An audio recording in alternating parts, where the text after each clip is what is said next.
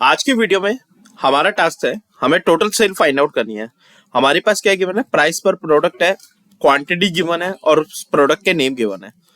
लेकिन हमें total sale निकालनी है तो हमारे पास टोटल सेल जो निकलती है वो क्वांटिटी और प्राइस पर प्रोडक्ट को मल्टीप्लाई करके निकलती है। अगर आप पहले वाले में देखोगे तो अगर मैं क्वांटिटी और प्राइस पर प्रोडक्ट को मल्टीप्लाई करता हूं तो मेरे पास एरर आता है हैज वैल्यू का। हैज वैल्यू का एरर तब देता है जब हमारे पास हम वैल्यू को टेक्स्ट से मल्टीप्लाई कर रहे हैं, यानी कि यहाँ पर जो क्वांटिटी है वो टेक्स्ट में होने के बजाय मेरे पास वैल्यू में होने के बजाय ये मेरे पास किस में कंटेन कर रही है, टेक्स्ट में। लेकिन अगर मैं नेक्स्ट वाली वैल्यू में ले जाकर फॉर्मूले को ट्रैक करूं तो फॉर्मूला प्रॉपर्ली वर्क कर रहा है परफेक्टली। बट लेकिन मुझे जो काम है, मेरे पास एक ऐसा डायनेमिक फॉर्मूला मुझे लिखना है अपने इस एक्सेल शीट में कि मेरे पास सीधा सीधा मेरे पास निकल कर आए।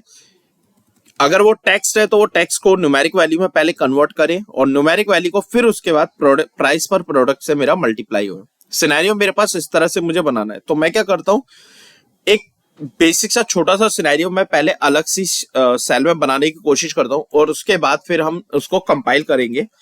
तो सबसे पहले मैंने क्या करा, मैंने एक सब्स्टिट्यूट फंक्शन चलाया। सब्स्टिट्यूट क्या करेगा कि उसमें से टेक्स्ट आप उठाओगे और उस टेक्स्ट में से हम क्या करेंगे, हमें राइट साइड में, आप देख रहे हो टेक्स्ट मेरे पास कहां पे कंटेन कर रहा है, राइट साइड में कंटेन कर रहा है। तो मैं क्या करूंगा, राइट फॉर्मूले को कॉल करेंगे और राइट में से हम क्या करेंगे, टेक्स्ट को सेलेक्ट करेंगे, ओके, एंड कोमा में उसके बाद मुझे न्यू टेक्स्ट देना है। न्यू टेक्स्ट मुझे क्या देना है, मतलब राइट से जो भी मेरा टेक्स्ट है, जैसे मेरे पास ए है, राइट में मेरे पास क्या बैठा है, ए, तो इस ए को मुझे रिप्लेस करना होगा। इस ए को मैं क्या करूंगा, एक ब्लैंक से रिप्लेस कर दूंगा कि मुझे इसका कुछ भी नहीं चाहिए।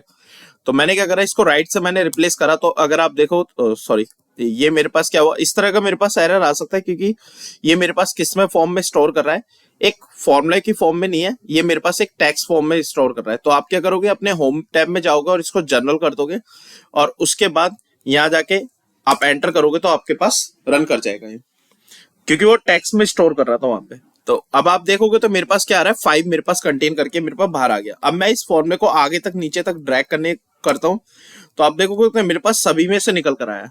लेकिन आप देखो तो यहाँ पर मेरे पास जो 8 है यहाँ से नहीं निकल कर आया, यहाँ पर 1 है, यहाँ से राइट से 1 आया। यानी कि ये जो फॉर्मूला है सिर्फ मेरे पास किसके लिए, जहां जहां पर मेरे पास टेक्स्ट है, मेरा टारगेट ही वही है, जहां जहां पर मेरे पास टेक्स्ट कंटेन कर रहा है, क्या मैं वहां से न्यूमेरिक वैल्यूज उनकी निकालने में, फैच करने में सक्सेसफुल रहा? बिल्कुल ठीक। जहां जहां पर मेरे पास टेक्स्ट था वहां से निकालने में सक्सेसफुल रहा। अब मुझे क्या करना है, जहां पर भी मेरे पास नॉन टेक्स्ट मतलब मेरे पास वैल्यूज हैं उनको मुझे छेड़ना ही नहीं है।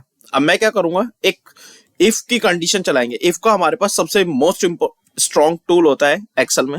हम क्या करेंगे, एक लॉजिक चलाएंगे। इफ में मेरे पास क्या करेगा, सबसे पहले चेक करेगा कि मुझे क्या करना है, मेरे को चेक करना है कि ये जो पहले वाला जो क्वांटिटी वाला सेल है इसमें कोई टेक्स्ट कंटेन करता है।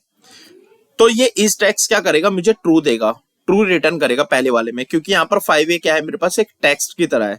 अब जब ये टेक्स्ट की तरह रिटर्न करेगा तो मैंने जो फॉर्मूला पहले लिखा था बाद में, वो मैं फॉर्मूला यहाँ पे लिखूंगा। सब्स्टिट्यूट करेंगे, टेक्स्ट में से हमारे पास उठाएगा क्या, राइट साइड से हम राइट साइड वाले टेक्स्ट को उठाएंगे और उसको रिप्लेस कर देंगे, ब्लैंक से रिप्लेस कर देंगे।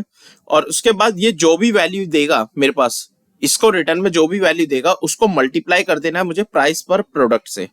बट अगर मान लीजिए सपोज ये मेरे पास क्वांटिटी में जो बैठा हुआ सेल है, अगर ये मेरे पास टेक्स्ट नहीं होता, ये क्या है मेरे पास सिर्फ एक न्यूमेरिक होता, तो हमारे पास क्या होता, सीधा सीधा सा कॉन्सेप्ट होता कि हम क्वांटिटी को मल्टीप्लाई कर देंगे डायरेक्टली प्राइस पर प्रोडक्ट से।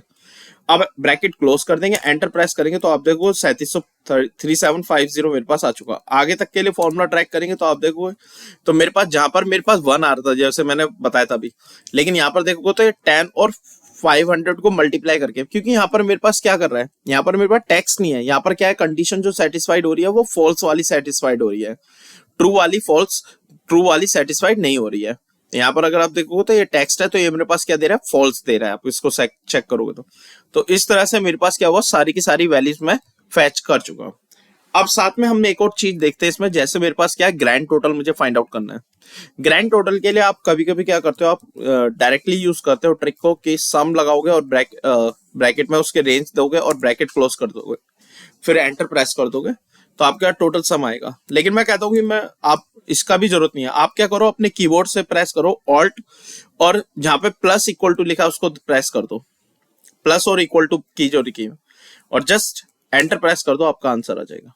Thank you for watching this video.